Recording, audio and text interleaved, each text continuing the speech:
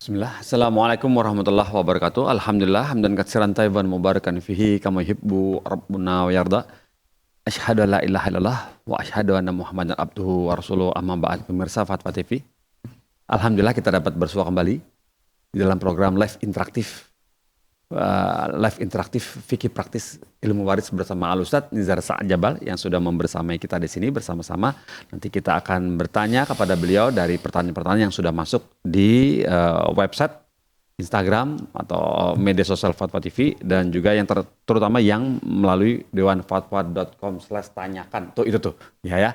Nah, www.dewanfatwa.com/tanyakan. Klik enter. Masuk di halaman yang bisa diisi formnya, pertanyaannya, nama, alamat domisili, terus isi pertanyaannya. Ya, mungkin ada laki-laki, perempuan atau bagaimana gitu ya. Nanti diisi pertanyaan yang singkat, padas, jelas dan detail. Ya, kalau untuk waris berarti ada siapa yang wafat, tahun berapa, anggota keluarganya tersisa siapa, begitu ya, hartanya berapa, mungkinnya begitu ya. Barakallahu fikum. Nah, seperti itu. Dan untuk bertanya di program ini di WhatsApp ya, nomor telepon WhatsApp di 0821 7000 6087.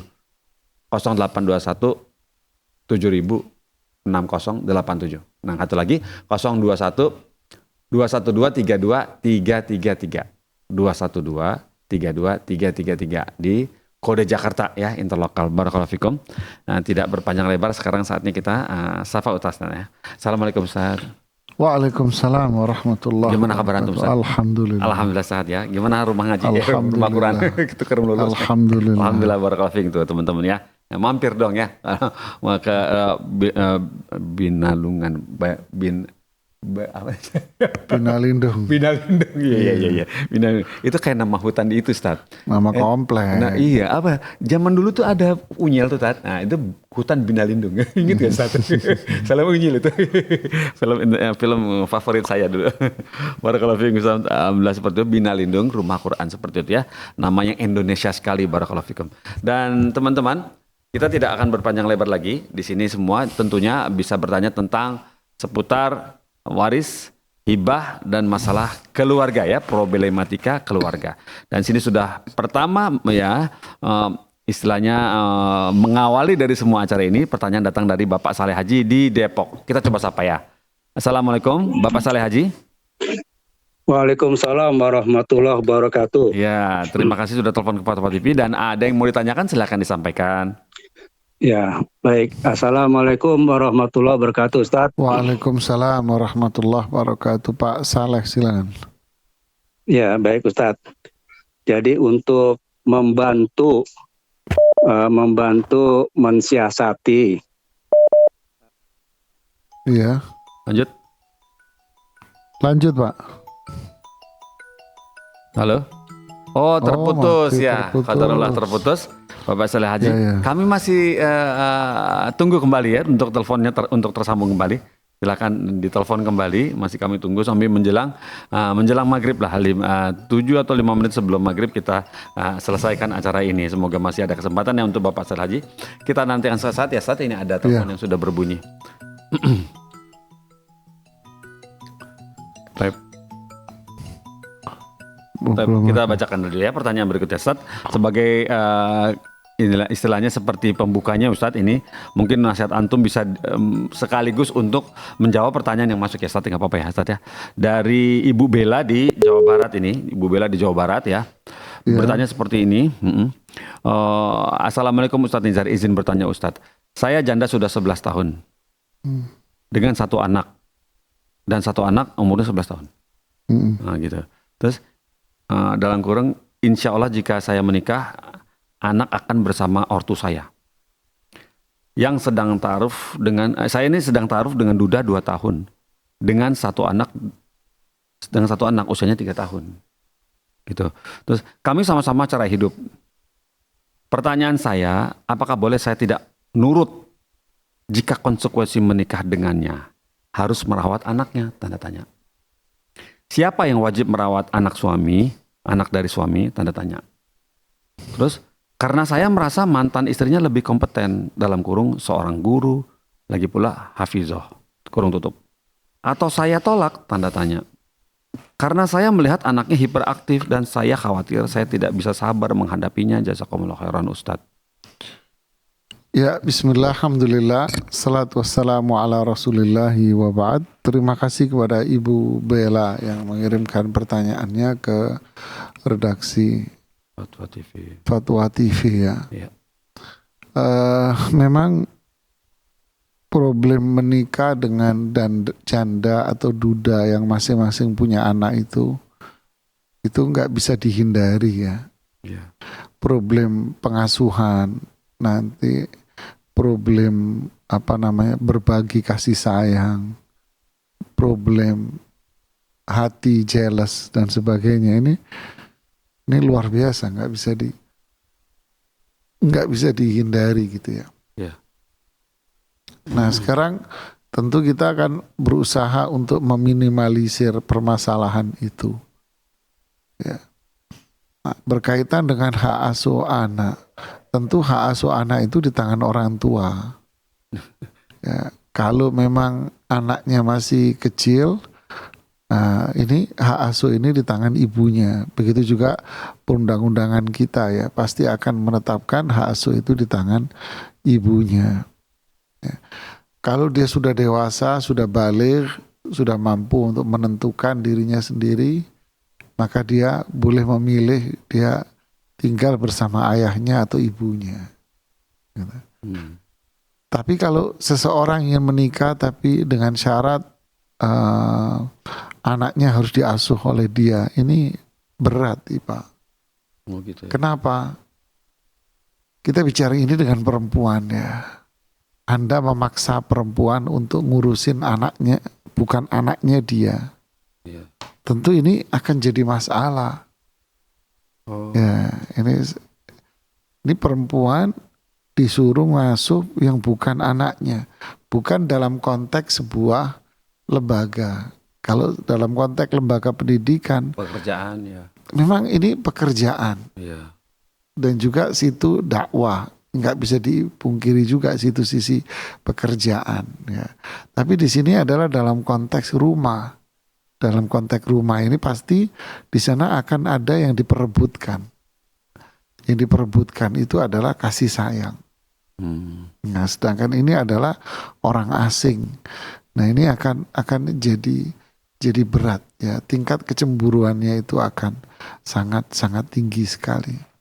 Kemudian berkaitan dengan sisi anak itu sendiri.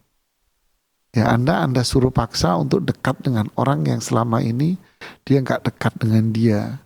Dipaksa anak ini untuk menjadikan dia ibu, gitu ya. Padahal dia bukan. Ini juga butuh waktu yang lama untuk mendekatkan anak ini. Jadi anak ini masih memiliki ibu. Jangan putus anak ini dari ibunya. Ya, ini kalau memutus anak dari ibunya, kita yang berdosa nanti. Permasalahan Anda dengan ibunya, ya biarkan itu sebatas masalah Anda saja. Jangan dijadikan masalah Anda jadi masalah anak. Ya, ini kasus juga di masyarakat ya.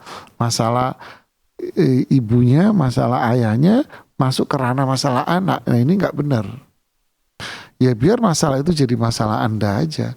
Sehingga anak pun masih bisa berbakti dengan ibunya.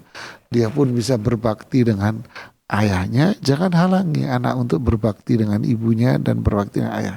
Apalagi ibunya seorang guru, seorang hafidz Quran, guru Al-Quran. Insya Allah dia bisa menjaga anaknya dan membimbing anaknya ya. Barakallahu fiik. Koreksi juga buat ibu si penanya, Ibu Bella. Ketika Anda menanya anak Anda mau taruh di ibunya, ini juga koreksi saya juga kurang tepat ya. Biarkan anak itu tinggal sama Anda. Oh. Kenapa dia harus tinggal sama ibunya? Dia butuh kasih sayang seorang ibu bagi anaknya ini. Itu tanggung jawab Anda juga. Ya, barakallahu fiikum. Barakallah. Jadi kesimpulannya tuh perempuan sebaiknya bersama anak pribadinya ya, anak kandungnya gitu ya. Karena kan wal mar'atu ra'iyatun fi baiti zawjiha. Perempuan itu bertanggung jawab di rumah suami. Iya, sekarang gitu. Bertanggung jawab dengan anaknya, dengan mengurus semuanya. Oh begitu. Ya baik. Ya, barakallahu fiik. fiikum. Barakallahu Ustaz. Jazakallah khairan Ustaz atas jawabannya. Jujur saya juga baru dapat lagi ini, ternyata seperti ini ya kecenderungan ya Ustaz ya. Yang adanya seperti itu. Dan ini sudah masuk lagi telepon yang kedua kalinya, semoga ini lebih lancar ya secara teknis, dari Bapak Saleh Haji di Depok. Ya, Assalamualaikum Pak Saleh Haji. Ya, Waalaikumsalam warahmatullahi Ya, wabarakatuh. silakan disampaikan Bapak pertanyaannya. Ya, Assalamualaikum warahmatullahi wabarakatuh, Ustaz. Waalaikumsalam warahmatullahi wabarakatuh. Pak Ya. Saleh, silakan Pak, langsung Ya, Pak. baik.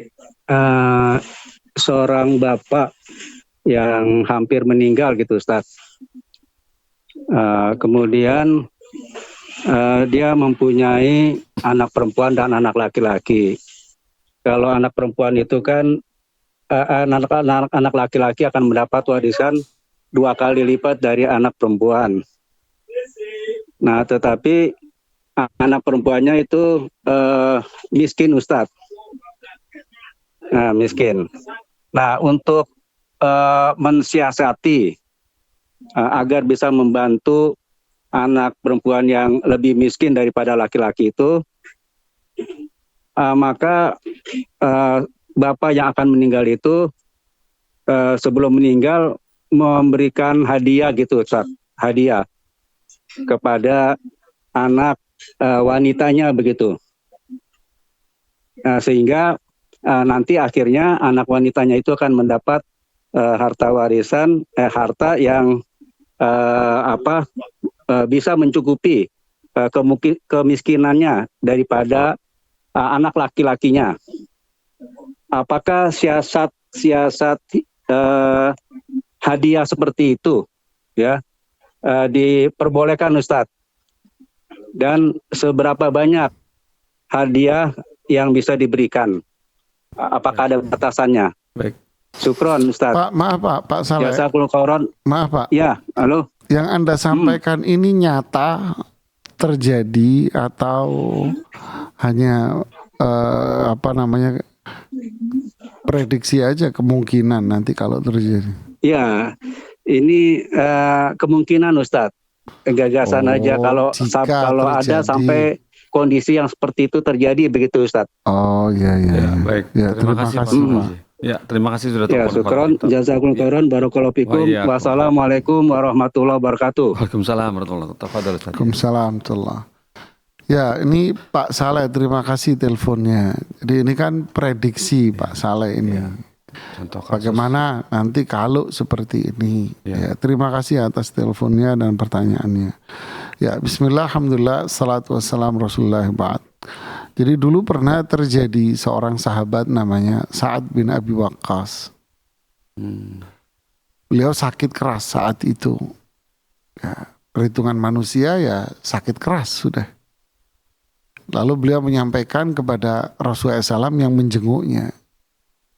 Di antaranya yang disampaikan, ya Rasulullah, saya ingin menghadiahkan, mensedekahkan. Ini kan sama, sedekah, hadiah itu kan sama. Pemberian. Ya, pemberian ini sama, diksinya beda, cuman maknanya sama. Seluruhnya, kata dia. Rasulullah SAW menolak, nggak boleh. Kalau setengah ya Rasulullah, nggak boleh. Kalau sepertiga itu sudah terlalu banyak. Nah, jadi para ulama ini mengatakan dari situ bahwa kalau seseorang ingin pertama memberikan sesuatu di saat dia menjelang wafat, maka ini dilihat dulu buat apa. Ya, kalau dia mau sedekah kepada orang lain, maka nanti ini dihitung sebagai wasiat buat dia karena dia sudah mau wafat. Ya, kalau dia mau ini sakit, kemungkinannya sudah mau wafat nih. Dia mau sedekah, maka sedekahnya ini dihitung sebagai wasiat, yaitu dibatasi dengan 1/3. Kalau dia berupa wasiat kepada ahli waris, maka itu gugur karena ahli waris itu pasti dapat warisan. Itu masuk di hadis yang lain, la wasiyata li waris, tidak boleh wasiat kepada ahli waris. Oke, yang kedua, kalau dia kepada anak-anaknya dalam kondisi dia sudah mau wafat, ngasih hibah kepada anak-anaknya, ya kan? Maka ini juga tidak bisa dihitung. Kenapa? Satu, dia kondisi sudah mau wafat. Serah terimanya tentu tidak terjadi saat itu. Karena dia dalam kondisi sakit keras, gimana mau serah terima dia? Ya kan? Atau bisa serah terima, dia memberikan perhiasan emas, cek atau apa, ya kan? Kalau aset nggak bisa, aset balik nama dan sebagainya kan? Atau akte, pemberian akte dan sebagainya. Atau berbentuk uang, dia bisa transfer, umpamanya pakai handphone, nggak bisa, nggak sakit keras gimana? Yang kedua faktor yang lain Pak, yaitu hibah itu harus kepada semua anak. Nah ini yang menjadikan pertanyaan Anda ini kenapa saya rinci. Ya, pertanyaan Anda ini dilihat dari sudut pandang manapun nggak bisa Pak. Itu kesimpulannya. Nggak boleh Pak. Ya, terutama yang menjadikan dia tidak boleh adalah satu, dia kondisi sakit mau wafat. Yang kedua, dia memberikannya kepada salah satu anak dan itu adalah ahli waris. Nah ini sudah tidak boleh posisi itu. Ya. Kemudian Pak, masalah dia miskin, tidak miskin, itu sudut pandang siapa Pak?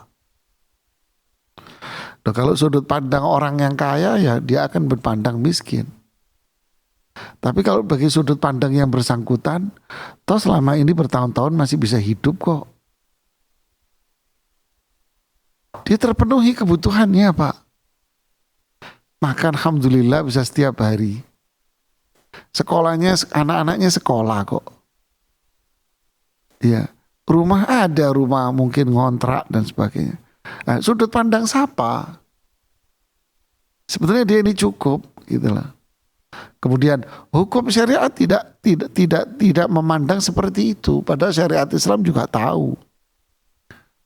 Nah, ini menunjukkan bahwa miskin kaya itu sudut pandang siapa.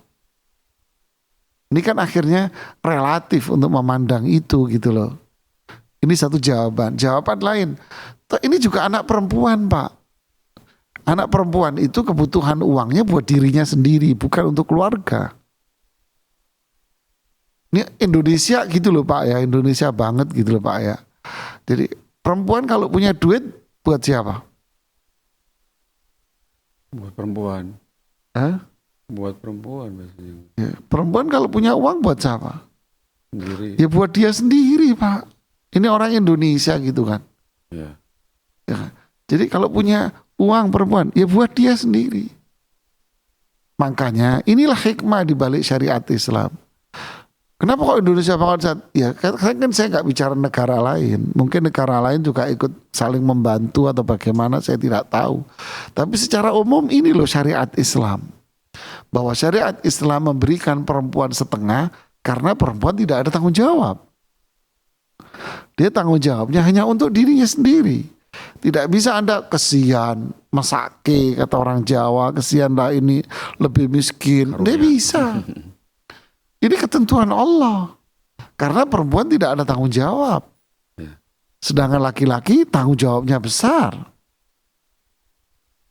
Ya.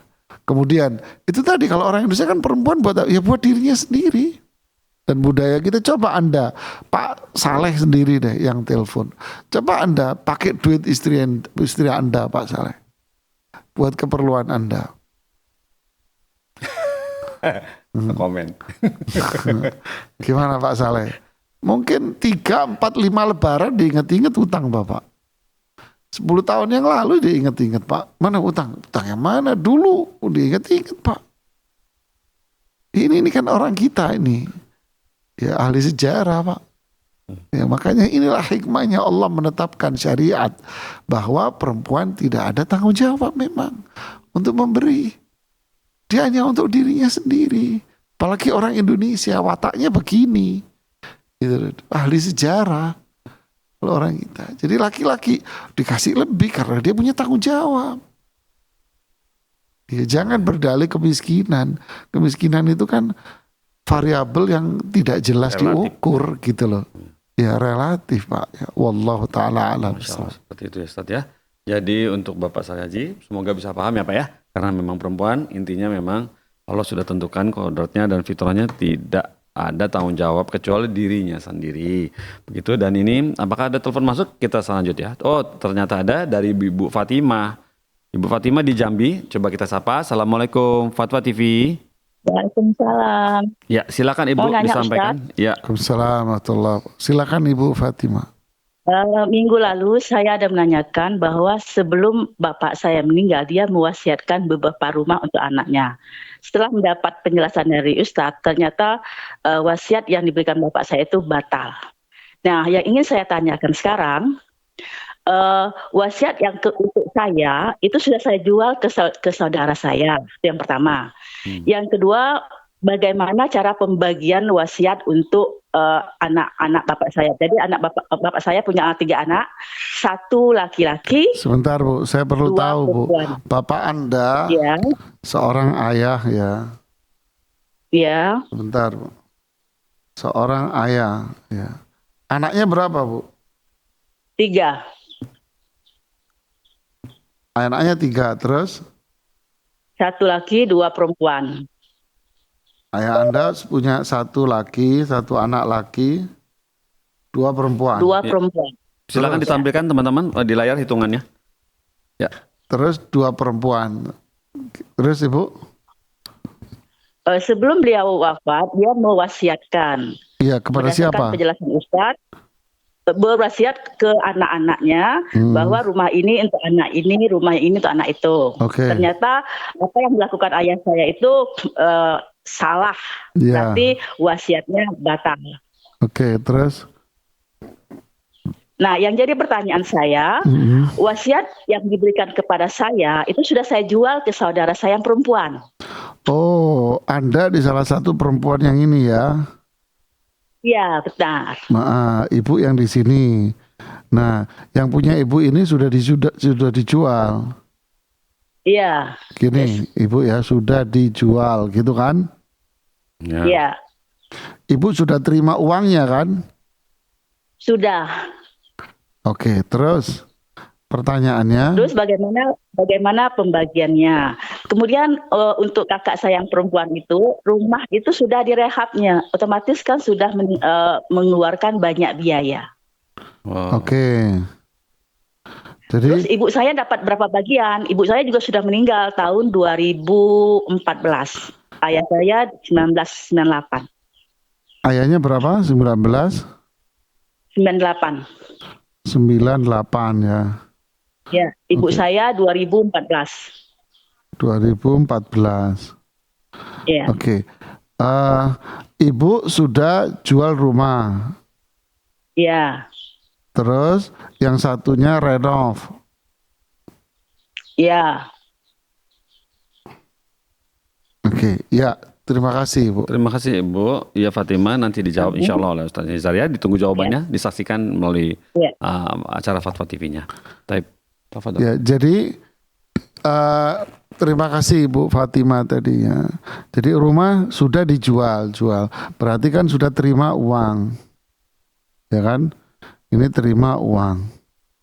Berarti kan hasil penerimaan uang ini jadi uang apa ini? Kan gitu kan? Oh, iya. Berarti ini kan jadi uang warisan. Menjadi uang warisan. Iya. Nah, uang ini dibagi ke siapa? Uang ini dibagi ke ahli warisnya.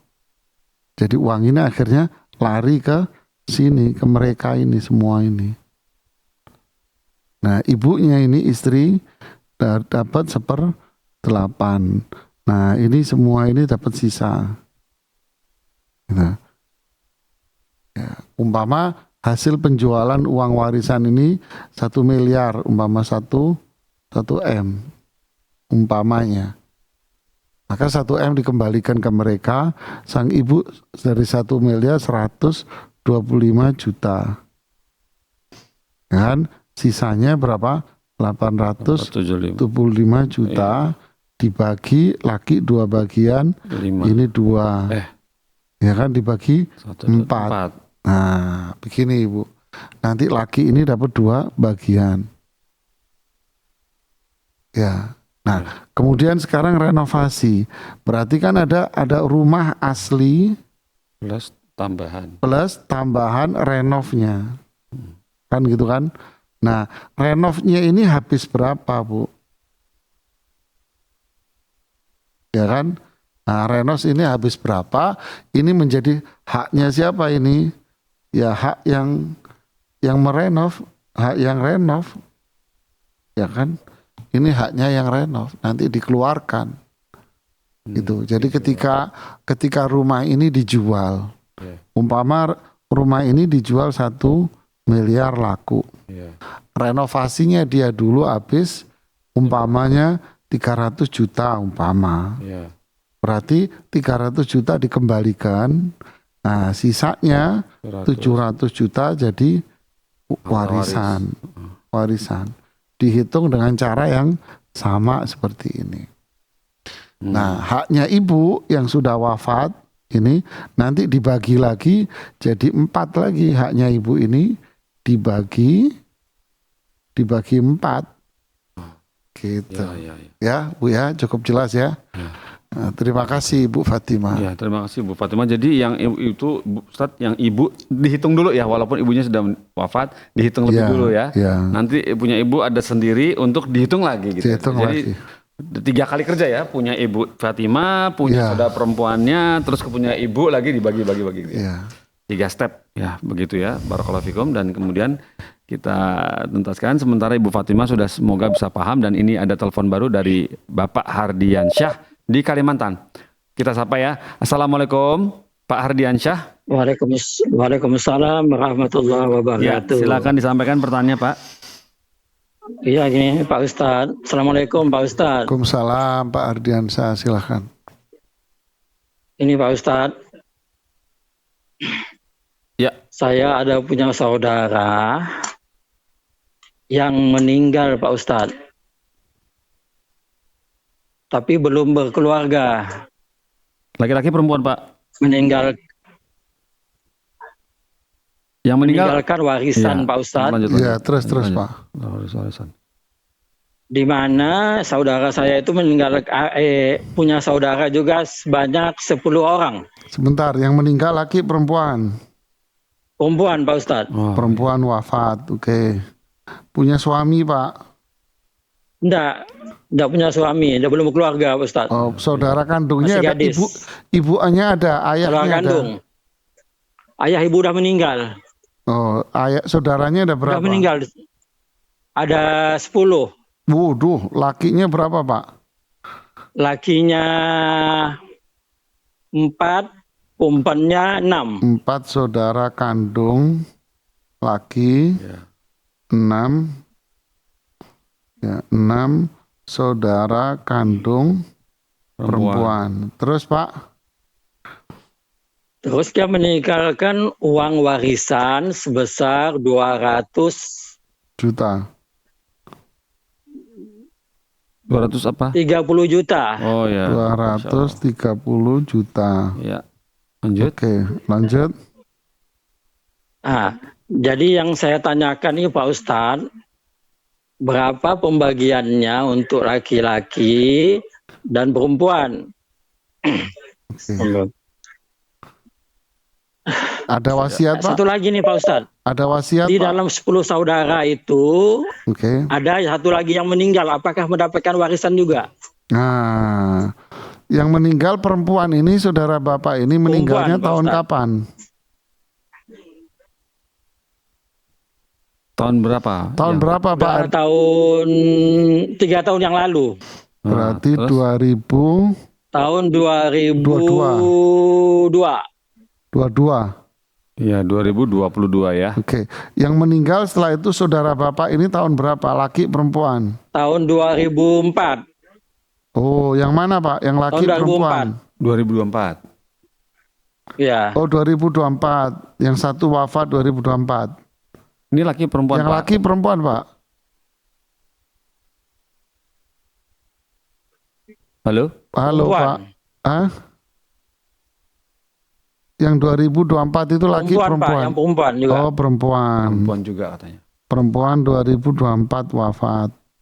Oke, terus lagi Yang Pak. meninggalkan warisan tuh, Pak. Dia ninggalin warisan juga. Belum nikah juga Pak. Belum. Terus ngitungnya gimana juga gitu ya? Oh berarti yang kedua, kasus kedua Pak. Kasus kedua, ini kasus pertama. Ya ini kasus pertama. Kasus kedua sama 2024. Nah, kasus yang kedua gini Pak Ustadz. Kasus yang kedua itu kan ya. Berarti saudara lakinya 4. Saudara Ya. Saudara kandung laki 4. Saudara kandung perempuan berarti 5 Pak ya? Ya. Benar. 5. Saudara kandung. Sebetulnya 6 Pak Ustadz, 6. Loh kok 6 kan meninggal 1 Pak, jadi 5. Ya meninggal 1. Bapak Ya. jangan bikin bingung Kakaknya. saya Pak. Oke, kan Bapak bisa lihat di layar Oke. tuh. Oke, terima kasih Ustadz. Syukurnya jazakallah. Duitnya berapa ini yang nomor 2? Mau dihitung? Halo? Pak Ardiansyah masih tersambung? Mati. Saya Ya, sudah oke. terputus Ya terima kasih Pak Ardiansyah di Kalimantan. di Kalimantan. Anda agak sinyal. Jadi ini yang wafat tahun 2024 dari yang pertama yang wafat 2022, Bapak lihat di layar itu tetap dapat warisan Pak. Dia tetap dapat warisan ya. Kenapa? Karena dia wafatnya belakangan. Jadi tetap dapat hak warisan sehingga ini kan laki-laki masing-masing 2. Berarti kan 2 dikali 4 sama dengan 8. Perempuan masing-masing 1. Berarti masih tetap 6. Total haknya ada berapa? Total haknya di sini ada berapa nih? Total haknya berarti ada 8. ada 14. Kan Iya, gitu kan? 14 betul. Total hak Pak namanya 14. Ya kan bagian lah. 8 per 14, Ada 6 per 14. ada bagian 14 totalnya. Ya. Nah berarti 230 juta dibagi 14. Berapa Mas Pongki? Bentar. 230 juta Dibagi 230 juta dibagi 14. dibagi 14. 16 juta 428. 14 juta 16 juta Ya, 428. 428. Ya, 500. Nih. Oke.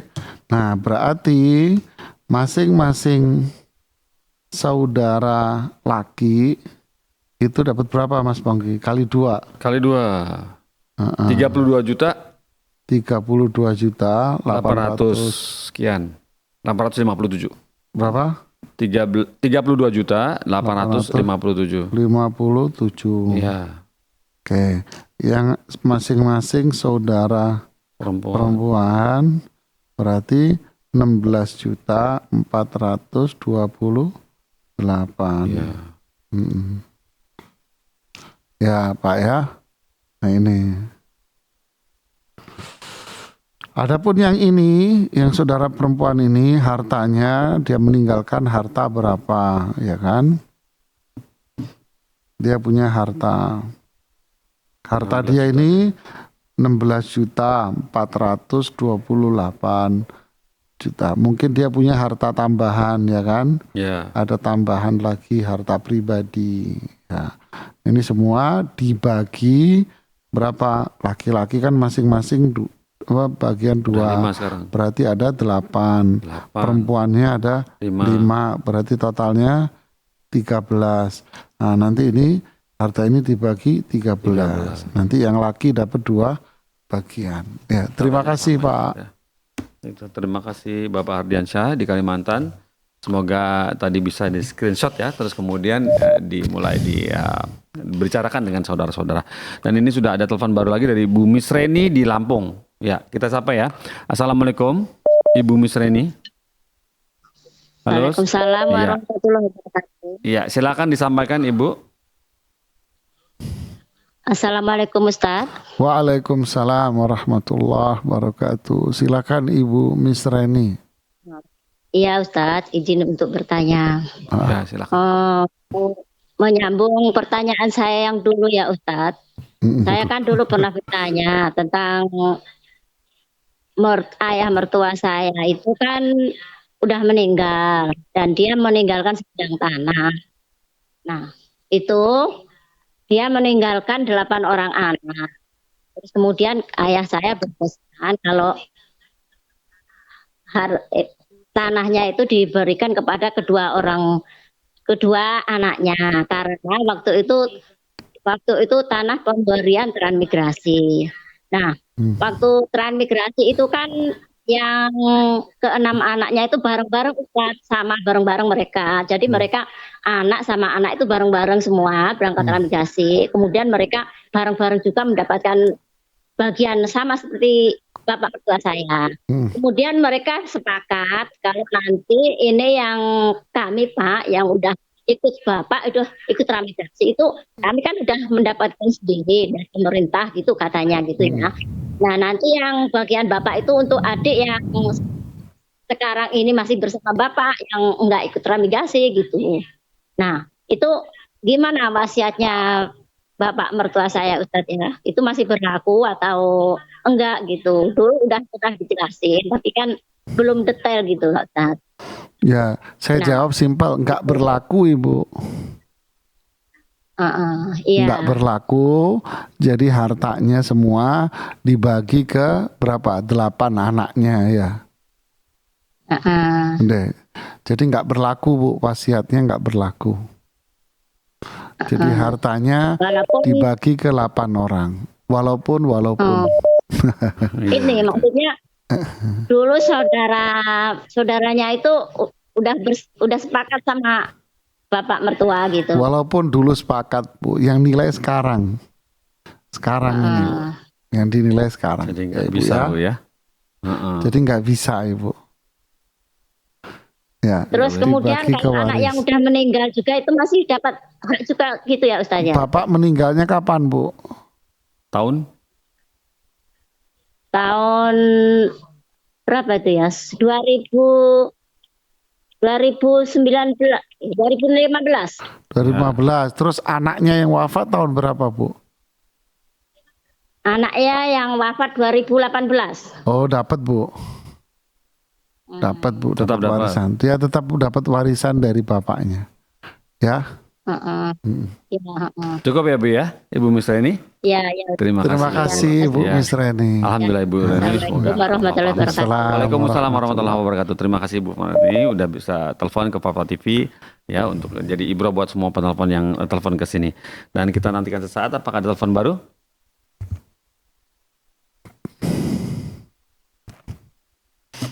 Ya, langsung aja kita sekarang bertanya datang dari Ummu Salma di DKI Jakarta. Begini bunyinya, Assalamualaikum Ustadz Nizar. Ustadz, saya mau bertanya, si A dalam kurung laki-laki wafat meninggalkan 1 istri dan 2 anak laki-laki.